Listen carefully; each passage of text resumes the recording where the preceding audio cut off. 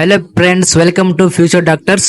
So ಎಲ್ಲರೂ NEET exam ಬರ್ತಿದಾರ. So ಕೆಲವೇ ದಿನಗಳಲ್ಲಿ ನೀಟ್ ರಿಸಲ್ಟ್ ಬರುತ್ತೆ. ಸೊ ನೀಟ್ ರಿಸಲ್ಟ್ ಬಂದ ತಕ್ಷಣ ನೀವು ಯಾವೆಲ್ಲ ಕೋರ್ಸ್ ಮಾಡ್ಬೋದಂತ ಈ ವಿಡಿಯೋದಲ್ಲಿ ಹೇಳ್ಕೊಡ್ತೀನಿ. ಸೊ ನೀಟ್ ಆದ್ಮೇಲೆ ಎಷ್ಟೋ ಕೋರ್ಸ್ಗಳಿದಾವೆ, ಒಂದು 7ರಿಂದ 8 ಕೋರ್ಸ್ಗಳಿದಾವೆ. ಬಟ್ ಆ ಕೋರ್ಸ್ಗಳು ಎಷ್ಟು ಡ್ಯೂರೇಷನ್ ಇರುತ್ತೆ ಮತ್ತು ಅದರಲ್ಲಿ ಯಾವ್ಯಾವ ಸಬ್ಜೆಕ್ಟ್ ಬರುತ್ತೆ ಅಂತ ಈ ವಿಡಿಯೋದಲ್ಲಿ ಹೇಳ್ಕೊಡ್ತೀನಿ. ಮತ್ತು ಆ ಸಬ್ಜೆಕ್ಟ್ ಮಾಡಿದ ತಕ್ಷಣ ಆ ಕೋರ್ಸ್ ಮಾಡಿದ ತಕ್ಷಣ ನಿಮಗೆ ಮುಂದೆ ಸ್ಕೋಪ್ ಇದೆ ಇಲ್ಲ ಅಂತ ಈ ವಿಡಿಯೋದಲ್ಲಿ ಹೇಳ್ಕೊಡ್ತೀನಿ. ಸೊ ಯಾರಾದ್ರೂ ನಮ್ಮ ಚಾನಲ್ಗೆ ಹೊಸ ಬಂದಿದ್ರೆ ಮೊದಲು ನಮ್ಮ ಚಾನಲ್ಗೆ ಸಬ್ಸ್ಕ್ರೈಬ್ ಮಾಡಿ ಮತ್ತು ಈ ವಿಡಿಯೋ ಲೈಕ್ ಮಾಡಿ ಮತ್ತು ನಿಮ್ಮ ಎಲ್ಲ ಫ್ರೆಂಡ್ಸ್ಗಳಿಗೆ ಶೇರ್ ಮಾಡಿ. ಯಾಕಪ್ಪ ಅಂತಂದ್ರೆ ಈ ವಿಡಿಯೋ ಎಲ್ಲ ನೀಟ್ ಆಸ್ಪಿರೆಂಟ್ಸ್ಗೆ ಈ ವಿಡಿಯೋ ಯೂಸ್ಫುಲ್ ಇದೆ. ಅದಕ್ಕೋಸ್ಕರ ಈ ವಿಡಿಯೋ ಎಲ್ಲ ಫ್ರೆಂಡ್ಸ್ಗಳಿಗೆ ಶೇರ್ ಮಾಡಿ ಮತ್ತು ಈ ವಿಡಿಯೋಗೆ ಎಲ್ಲರೂ ಲೈಕ್ ಮಾಡಿ ಮತ್ತು ನಮ್ಮ ವಾಟ್ಸ್ಆಪ್ ಗ್ರೂಪ್ಗೆ ಜಾಯ್ನ್ ಮಾಡಿ. ಯಾಕಪ್ಪ ಅಂತಂದ್ರೆ ಎಲ್ಲ ಮೆಡಿಕಲ್ ಕೋರ್ಸ್ಗಳ ಬಗ್ಗೆ ನಾನು ನಮ್ಮ ಯೂಟ್ಯೂಬ್ ಚಾನಲ್ಗಳಲ್ಲಿ ಎಲ್ಲ ಅಪ್ಡೇಟ್ ಕೊಡ್ತಾ ಇರ್ತೀನಿ. ಸೊ ಅದಕ್ಕೋಸ್ಕರ ನಮ್ಮ ವಿಡಿಯೋ ನೋಡ್ತಾ ಇರಿ ಮತ್ತು ನಮ್ಮ ಚಾನಲ್ ಸಬ್ಸ್ಕ್ರೈಬ್ ಮಾಡಿರಿ ಮತ್ತು ಬೆಲ್ ಐಕಾನ್ ಒತ್ತಿರಿ. ಯಾಕಪ್ಪ ಅಂದ್ರೆ ಮುಂದೆ ಬರ್ತಕ್ಕಂಥ ಎಲ್ಲಾ ವಿಡಿಯೋಗಳು ನಿಮಗೆ ಮೊದಲು ಬರಬೇಕಂತ ನನ್ನ ಅನಿಸಿಕೆ.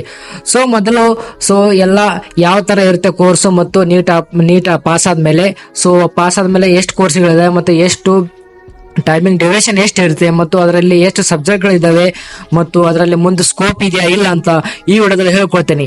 So thank you so much.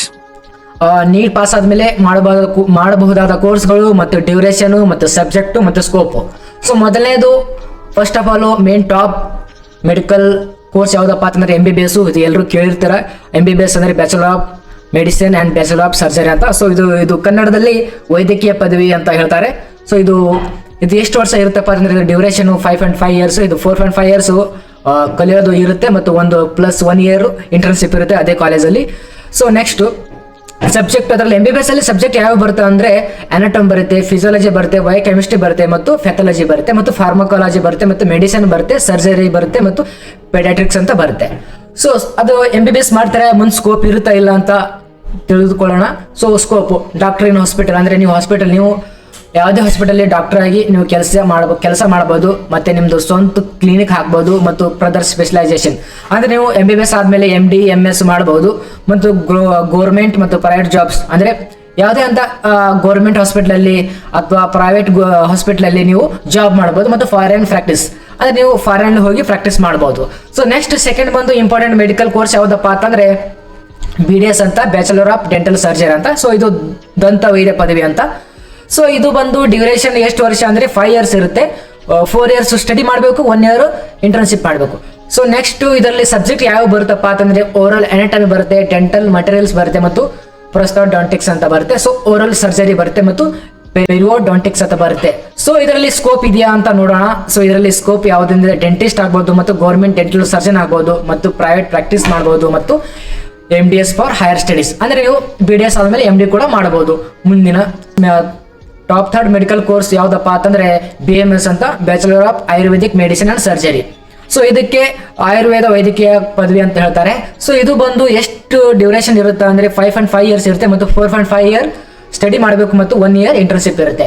So ಇದರಲ್ಲಿ ಸಬ್ಜೆಕ್ಟ್ ಬಂದು ಯಾವ್ದಾವ್ದು ಸಬ್ಜೆಕ್ಟ್ ಇರುತ್ತಪ್ಪ ಅಂತಂದ್ರೆ ಆಯುರ್ವೇದ ಸಂಹಿತ ಇರುತ್ತೆ, ಸಂಸ್ಕೃತ್ ಇರುತ್ತೆ ಮತ್ತು ಅನಾಟಮಿ ಇರುತ್ತೆ ಮತ್ತು ಗುಣ ಇರುತ್ತೆ ಮತ್ತು ಕಾಯ ಚಿಕಿತ್ಸಾ ಇರುತ್ತೆ. ಸೊ ಇದು ಬಂದು ಇದರಲ್ಲಿ ಸ್ಕೋಪ್ ಏನೇನಿದೆ ಅಂತ ನೋಡೋಣ. ಸೊ ಆಯುರ್ವೇದಿಕ್ ಡಾಕ್ಟರ್ ಆಗ್ಬಹುದು ಮತ್ತು ಪಂಚಕರ್ಮ ಸ್ಪೆಷಲಿಸ್ಟ್ ಆಗ್ಬಹುದು ಮತ್ತು ಗೌರ್ಮೆಂಟ್ ಜಾಬ್ ಕೂಡ ಅಂದ್ರೆ ಗೌರ್ಮೆಂಟ್ ಹಾಸ್ಪಿಟಲ್ ನಿಮ್ಗೆ ಜಾಬ್ ಕೂಡ ಸಿಗ್ಬಹುದು ಮತ್ತು ಆಯುರ್ವೇದಿಕ್ ಹಾಸ್ಪಿಟಲ್ ಸೆಟಪ್ ಅಂದ್ರೆ ನೀವು ಒಂದು ಸ್ವಂತ ಕ್ಲಿನಿಕ್ ಕೂಡ ಹಾಕ್ಬಹುದು. ಸೊ ನೆಕ್ಸ್ಟ್ ಬಂದು ಇಂಪಾರ್ಟೆಂಟ್ ಮೆಡಿಕಲ್ ಕೋರ್ಸ್ ಯಾವ್ದಪ್ಪ ಅಂತಂದ್ರೆ ನೀಟ್ ಆದ್ಮೇಲೆ ಸೊ BHMS ಅಂದ್ರೆ bachelor of homeopathic medicine and surgery ಅಂದ್ರೆ ಹೋಮಿಯೋಪತಿ ಪದವಿ. ಸೊ ಇದು ಬಂದು ಡ್ಯೂರೇಷನ್ ಎಷ್ಟು ಇರುತ್ತಪ್ಪ ಅಂತಂದ್ರೆ 5.5 ಇಯರ್ಸ್ ಇರುತ್ತೆ ಮತ್ತು 4.5 ಇಯರ್ಸ್ ಸ್ಟಡಿ ಮಾಡಬೇಕು ಮತ್ತು 1 ಇಯರ್ ಇಂಟರ್ನ್ಶಿಪ್ ಮಾಡಬೇಕು. ಸೊ ಇದರಲ್ಲಿ ಸಬ್ಜೆಕ್ಟ್ ಯಾವ್ದು ಬರ್ತಪ್ಪ ಅಂತಂದ್ರೆ ಆರ್ಗನನ್ ಆಫ್ ಮೆಡಿಸಿನ್ ಬರುತ್ತೆ ಮತ್ತು ಮೆಟೀರಿಯಲ್ ಮೆಡಿಕಾ ಬರುತ್ತೆ ಮತ್ತು ಹೋಮಿಯೋಪತಿಕ್ ಫಾರ್ಮಸಿ ಅಂತ ಬರುತ್ತೆ. ಸೊ ಇದರಲ್ಲಿ ಸ್ಕೋಪ್ ಬಹಳಷ್ಟು ಇದಾವೆ. ಸೊ ಇದು ಹೋಮಿಯೋಪತಿ ಪ್ರಾಕ್ಟೀಸ್ನರ್ ಆಗ್ಬಹುದು ಮತ್ತು ಗೌರ್ಮೆಂಟ್ ಅಂಡ್ ಪ್ರೈವೇಟ್ ಸೆಕ್ಟರ್ ನೀವು ಡಾಕ್ಟರ್ ಆಗಿ ಕೆಲಸ ಮಾಡಬಹುದು ಮತ್ತು ರಿಸರ್ಚ್ ಮಾಡಬಹುದು ಮತ್ತು ಸೆಲ್ಫ್ ಪ್ರಾಕ್ಟೀಸ್ ಕೂಡ ಮಾಡಬಹುದು. So next important medical course ಯಾವ್ದಪ್ಪ ಅಂತಂದ್ರೆ BUMS. ಇದು bachelor of Unani medicine and surgery ಅಂದ್ರೆ ಇದು ಯುನಾನಿ ವೈದ್ಯಕೀಯ ಪದವಿ ಅಂತ ಹೇಳ್ತಾರೆ. ಸೊ ಇದು ಬಂದು ಡ್ಯೂರೇಷನ್ 5.5 ಇಯರ್ಸ್ ಇರುತ್ತೆ ಮತ್ತು 4.5 ಇಯರ್ಸ್ ಸ್ಟಡಿ ಇರುತ್ತೆ ಮತ್ತು 1 ಇಯರ್ ಇಂಟರ್ನ್ಶಿಪ್ ಇರುತ್ತೆ. ಸೊ ಇದರಲ್ಲಿ ಸಬ್ಜೆಕ್ಟ್ ಬಂದು ಯುನಾನಿ ಫಿಲಾಸಫಿ ಅಂತ ಇರುತ್ತೆ ಮತ್ತು ಅರೇಬಿಕ್ ಇರುತ್ತೆ ಮತ್ತು ಪ್ಯಾಥಾಲಜಿ ಇರುತ್ತೆ ಮತ್ತು ಮೆಡಿಸಿನ್ ಇರುತ್ತೆ ಮತ್ತು ಸರ್ಜರಿ ಇರುತ್ತೆ. ಸೊ ಇದರಲ್ಲಿ ಸ್ಕೋಪ್ ಯುನಾನಿ ಡಾಕ್ಟರ್ ಆಗ್ಬಹುದು ಮತ್ತು ಯುನಾನಿ ಹಾಸ್ಪಿಟಲ್ ಕೂಡ ನೀವು ಹಾಕಬಹುದು ಮತ್ತು ಗೌರ್ಮೆಂಟ್ ಹಾಸ್ಪಿಟಲ್ ಕೂಡ ನಿಮಗೆ ಜಾಬ್ ಸಿಗುತ್ತೆ. ಸೊ ನೆಕ್ಸ್ಟ್ ಒಂದು ಇಂಪಾರ್ಟೆಂಟ್ ಮೆಡಿಕಲ್ ಕೋರ್ಸ್ ಯಾವ್ದಪ್ಪ ಅಂತಂದ್ರೆ BSMS ಅಂತ, ಇದು ಬ್ಯಾಚಲರ್ ಆಫ್ ಸಿದ್ಧ ಮೆಡಿಸಿನ್ ಅಂಡ್ ಸರ್ಜರಿ. ಇದು ಮೋಸ್ಟ್ಲಿ ತಮಿಳುನಾಡಲ್ಲಿ ಜಾಸ್ತಿ ಇರುತ್ತೆ. ಸೊ ಇದು ಒಂದು 5.5 years ಇರುತ್ತೆ. ಸೊ ಇದರಲ್ಲಿ ಸಬ್ಜೆಕ್ಟ್ಸ್ ಸಿದ್ಧ ಪ್ರಿನ್ಸಿಪಲ್ಸ್ ಇರುತ್ತೆ, ಮತ್ತು ಬಾಟ್ನಿ ಇರುತ್ತೆ, ಮತ್ತು ಅನಾಟಮಿ ಇರುತ್ತೆ, ಮತ್ತು ಪ್ಯಾಥಾಲಜಿ ಇರುತ್ತೆ. ಸೊ ಇದರಲ್ಲಿ ಸ್ಕೋಪ್ ಸಿದ್ಧ ಡಾಕ್ಟರ್ ಆಗ್ಬೋದು, ಮತ್ತು ನಿಮಗೆ ಸ್ವಂತ ಕ್ಲಿನಿಕ್ ಹಾಕ್ಬೋದು, ಮತ್ತು ವೆಲ್ನೆಸ್ ಸೆಂಟರ್ ಕೂಡ ನೀವು ಓಪನ್ ಮಾಡ್ಬೋದು.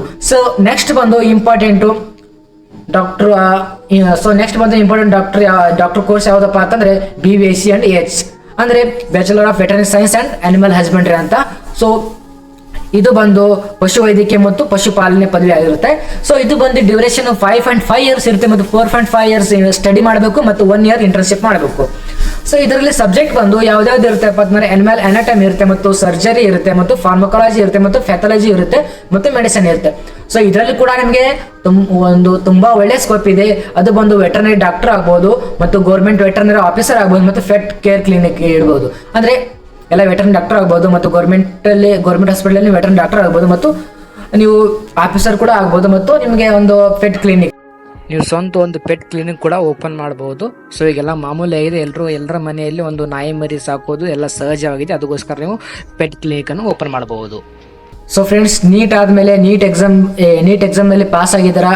ಸೊ ಇವೆಲ್ಲ ಗೌರ್ಮೆಂಟ್ ನಿಮಗೆ ಸೀಟ್ ಸಿಗಬಹುದು, ಇವೆಲ್ಲ ಕೋರ್ಸ್ ಮಾಡಬಹುದು. ಬಟ್ ನೀಟ್ ಪಾಸ್ ಆಗಲಿಲ್ಲ ಅಂದ್ರೆ ನೀವು ಯಾವೆಲ್ಲ ಕೋರ್ಸ್ ಮಾಡಬಹುದು, ಅದರಿಂದ ನೀವು ಡಾಕ್ಟರ್ ಪದವಿಯನ್ನು ತಗೋಬಹುದು ಅಂತ ನಾನು ನಿಮಗೆ ಮುಂದಿನ ವಿಡಿಯೋದಲ್ಲಿ ಹೇಳ್ಕೊಡ್ತೀನಿ. ಒಂದ್ ವೇಳೆ ನಿಮಗೆ ನೀಟ್ ಪಾಸ್ ಆಗದೆ ಇರುವ, ವಿತೌಟ್ ನೀಟ್ ನೀವು ಡಾಕ್ಟರ್ ಆಗಬೇಕಂದ್ರೆ ಯಾವ್ದೆಲ್ಲ ಕೋರ್ಸ್ ಮಾಡಬೇಕಂತ ಒಂದು ವೇಳೆ ನಿಮಗೆ ಆ ಕೋರ್ಸ್ ಬಗ್ಗೆ ಮಾಹಿತಿ ಬೇಕಂದ್ರೆ ನನಗೆ ಈ ವಿಡಿಯೋದಲ್ಲಿ ಡಾಕ್ಟರ್ ಅಂತ ಕಮೆಂಟ್ ಮಾಡಿ, ನಿಮಗೆ ವಿತೌಟ್ ನೀಟ್ ಡಾಕ್ಟರ್ ಹೇಗಾಗಬೇಕಂತ ನಾನು ನಿಮಗೆ ಹೇಳ್ಕೊಡ್ತೀನಿ.